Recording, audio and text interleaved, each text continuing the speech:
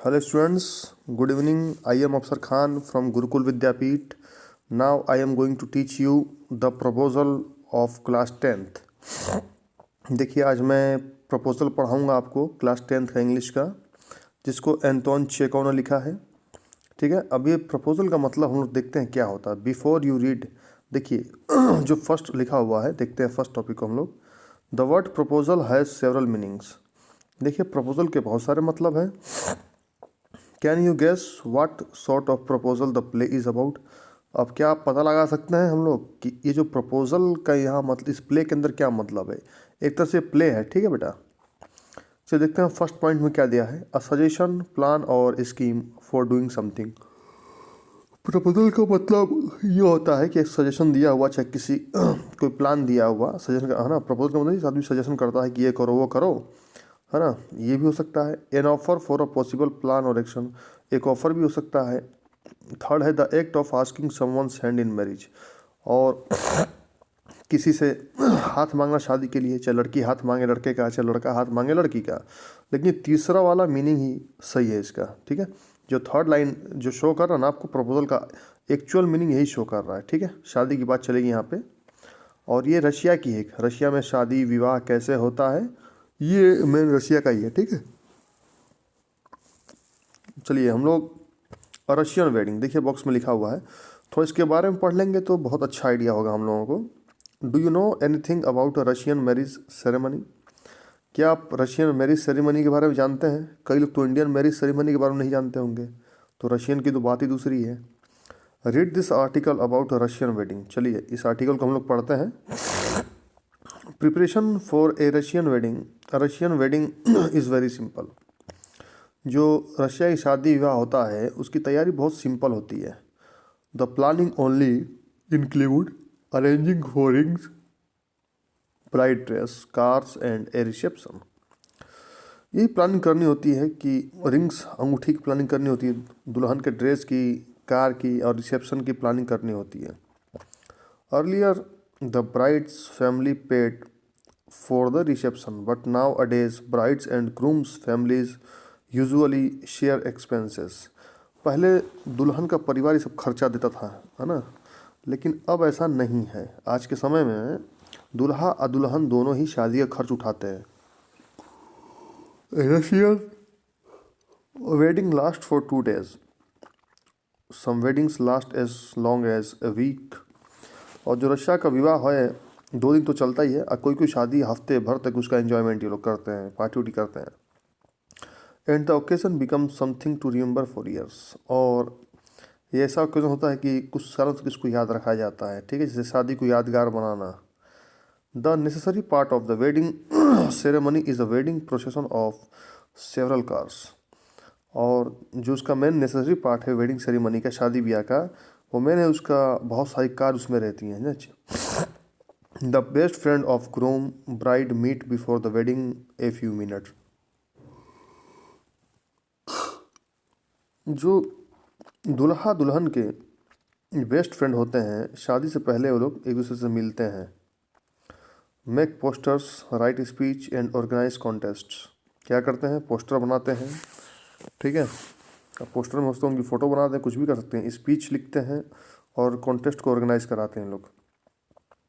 When the groom arrives to fetch the bride for the registration, he has to fight to get her. और जब दूल्हा आता है दुल्हन के रजिस्ट्रेशन के लिए, तो उसे फाइट करना होता है। फाइट मतलब मारपीट नहीं, एक तरह से ऐसे नोक झोंक वाली, थोड़ा मोड़ा हंसी मजाक टाइप का। Russian usually live in apartment in tall buildings and the groom has to climb several stairs to reach his bride. देखिए रशियन जैसे हम लोग तो क्या है, रहते हैं तो बहुत बड़े बड़े घर होते हैं हमारे, लेकिन उनके अपार्टमेंट होते हैं 20 माले का होता है, 20 फ्लोर का होता है, 30 फ्लोर का, बहुत ऊंचे ऊंचे अपार्टमेंट्स, जैसे हम मुंबई में देखे होंगे, ठीक है। तो इसी अपार्टमेंट में वो लोग रहते हैं। तो जो दूल्हा होता है, ग्रूम होता है, उसको अब वो लड़की जो दुल्हन को कौन से अपार्टमेंट में होगी वो नहीं मालूम होगा दूल्हे को, ठीक है। तो उसको सीढ़ी बाय सीढ़ी चढ़ना पड़ता है, बहुत सारी सीढ़ियाँ होती हैं उसको, दुल्हन को मतलब लाने के लिए।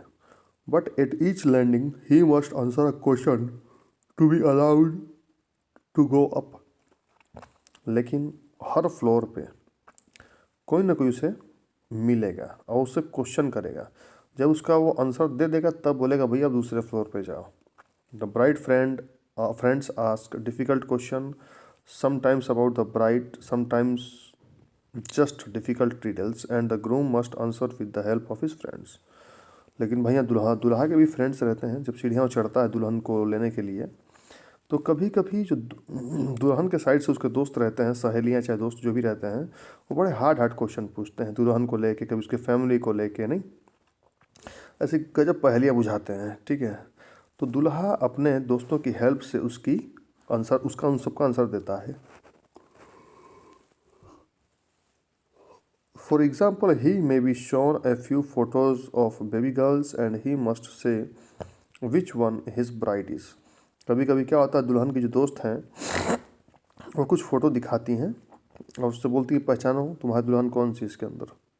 If he guess wrong he must pay cash to move ahead. अगर वो गलत बता दिए कि मतलब दुल्हन के बारे में कहीं गलत बता दिया तो फिर उसको आगे बढ़ने के लिए पैसा देना पड़ता है। After the marriage registration the newly married couple leaves the guest for a tour of the city sides.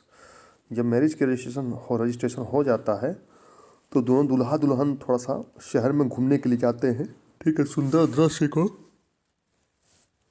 देखने के लिए। After 2 or 3 hours of the city tour the couple arrives at the reception. भाई 2-3 घंटे शहर में घूमने के बाद वो लोग रिसेप्शन पर आते हैं।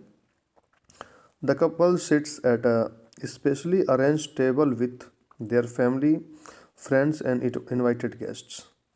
और कपल कहाँ, उनके लिए भाई स्पेशल अरेंजमेंट, कुर्सी सोफ़ा लगाया गया होगा बैठने के लिए, है ना। वो अपने फैमिली फ्रेंड्स और जो भी गेस्ट को बुलाए रहते हैं वो बैठते हैं उनके साथ में, दूल्हा दुल्हन।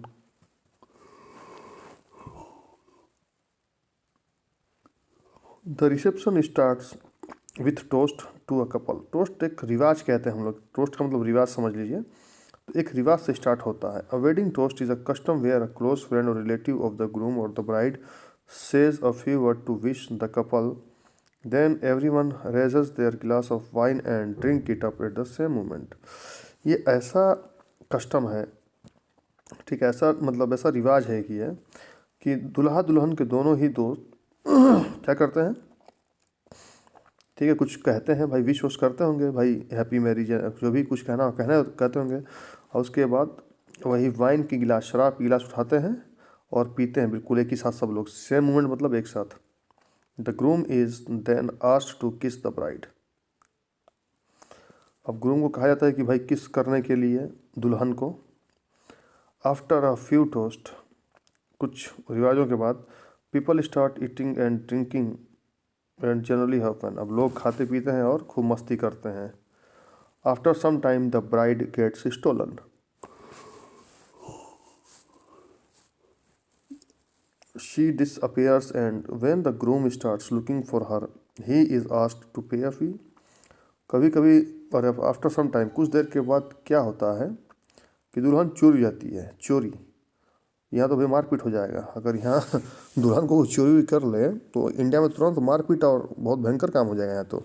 सी डिसअपियर्स मतलब गायब हो जाती हो। जब दुल्हा उसको खोजना स्टार्ट करता है तो उसको कहा जाता है उसके दोस्तों के द्वारा, ठीक है, कि भैया कुछ पैसे दो। Usually it is his friend who steel the bride. और अधिकतर क्या होता है, दुल्हा के दोस्त ही दुल्हन को, मतलब कहीं जैसे होता है ना जूता चुराई, तो वहाँ दुल्हन चुराई होता है, ठीक है, वैसे करते हैं लोग। Then there are the bride's friends they steal the bride shoes. भैया दुल्हन की जो दोस्त हैं, सहेलियाँ हैं भैया, वो दूल्हे का जूता चोरी कर लेते हैं। जूता चोराई जैसे हमारे भारत में होता है जूता चोराई, तो थोड़ा मोड़ा रिवाज मिलता है। The groom must pay money for the shoe too. और जैसे हमारे यहाँ जूता चोराई का पैसा देना पड़ता है दूल्हा पक्ष को, वैसे ही वहाँ भी देना पड़ता है। The guests enjoy watching this tussles and continue partying. और थोड़े वहाँ खूब नोक झोंक भी होता है भाई, दूल्हा दुल्हन के उसमें विवाद तो होता ही है, थोड़ा मोड़ा नोक झोंक होता है, हंसी मजाक होती है और वो पार्टी करते हैं। चलिए बेटा, आज का लेक्चर यहीं, कल से हम रीडिंग बाइटिंग समझते हैं इस टॉपिक को। थैंक यू बेटा।